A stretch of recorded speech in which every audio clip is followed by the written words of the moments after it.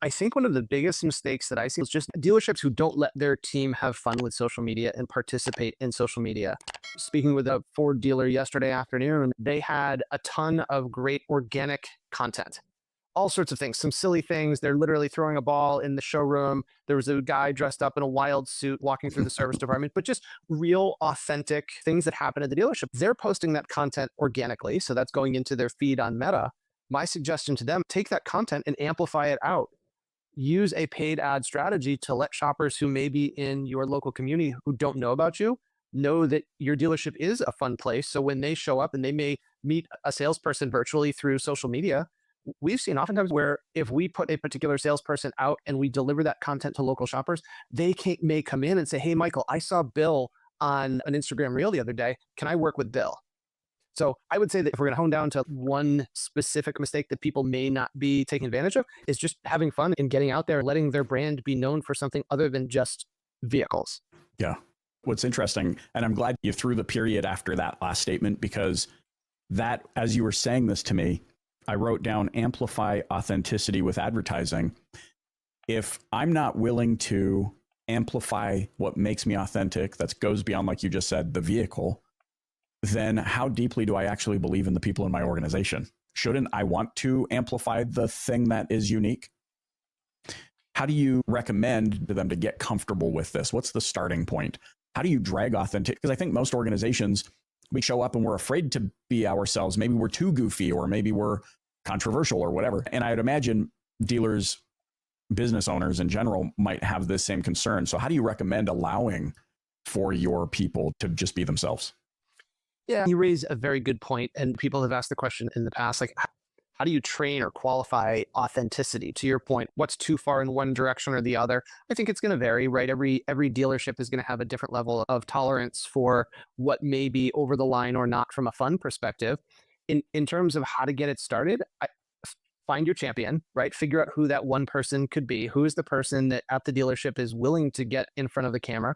And it doesn't, I want to make sure I'm clear, it doesn't all have to be fun or goofy. Right. It could be simple things like having someone who's willing to get out there and walk through the dealership and say, hey guys, listen, we have 35 F-150s in stock. Here are the reasons why you should come down and visit our Ford dealership. I think it's a function of just getting out there. And oftentimes there can be a bigger risk in not doing it versus taking the chance. So I would encourage dealers to find that champion, figure out what their goal is, figure out what their concept is that they want to talk about, and then just go do it. If they need to work with a partner when it comes to advertising and recommendations, sure, that is part of what Dealers United offers as a service. And there's hundreds of other agencies out there that can help with that as well. What I love about this is it's if not you, then who a scenario, if you're not going to be the one to start to do it. And then I think about just the landscape of dealers across America and the better part of the world, which are most often in rural markets, smaller populations. And as you're saying all of this, and I'm taking notes, I can't help but think like the opportunity of becoming the big fish in the small pond is so great. And often I think we get compared against a metropolitan dealer who's seems to have unlimited resources. This is, even though we're talking advertising and building authenticity into it, it doesn't mean it has to be so expensive.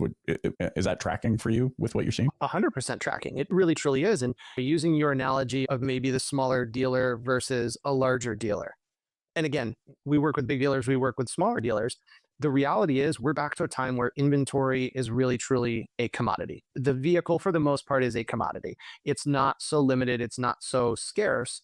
So the important thing that we like to work with the dealers that we're helping from a marketing perspective is how do we differentiate your dealership, whether large or small, from the competition? Because if two Ford dealers, I keep going to Ford, if two Ford dealers have an F-150, arguably each Ford dealer could have a very similar or the same type of truck. If I'm a consumer, what can one Ford dealership do beyond just delivering me that piece of inventory to help me understand why I should do business with them, why I should trust them, what they're all about? Like all of that type of information is critical in the buyer journey. It becomes so much more than just that one piece of inventory. I love this because there's varying opinions out there. There's people that say, why even bother with that type of information? Because the car and driver and the jalopnik and all of them are going to dominate you for it. But I think what you're saying, that at least I'm picking up on here, is yes, and you are still in a rural market that is localized. We know search engine and ad platforms want to deliver local, relevant information. So you're essentially saying What's your authentic spin on this? How are you seeing? I mean, we've come from, let's say, the last 10 years where content for a car dealership was pretty uniform. I'll use that word across the board. Let's use the Ford dealers. It was like a Ford dealer in California and a Ford dealer in Florida, and they were basically pumping out the exact same content at the same time. What are you seeing now for the successful dealers to maybe mitigate that or make it unique to them? It's so funny that you say that, because we do still see that all the time. Obviously, our conversation is headed down the social media path. We look at SEM or PPC, so Google paid ads. We also look at search engine optimization, SEO, and we will find, I'll call it cookie cutter, right? One dealer in one territory is doing the same exact content, the same image, the same copy, the same everything as a dealer in another territory. So you have two big challenges there. One, it's not unique. So if a dealer on one side of the country and the other side of the country are doing the same thing, you got to assume that the dealership right up the street is also doing the same thing. So you're not unique. We also have found and know that what works in a major metro market is going to be different potentially than what works in a smaller market. From a targeting perspective, from a keyword perspective, from the number of available shoppers, monthly active users on any of the social media channels. So I think having that, I'll say customized or custom tailored strategy, in my opinion, gone are the days of a one size fits all cookie cutter strategy from a marketing perspective. What then do we advertise? So if we use the example that you brought up earlier, teams got some goofy characters. They like to have fun, guys walking around the showroom in a unique suit. What is an example of something they would do with that? Because my worry is always, not so much now, but in the past, if that camera turns on, you might be the most personable, and then all of a sudden the camera's on, and you're like, and today we are going to. So what do they do with that authenticity, if you will?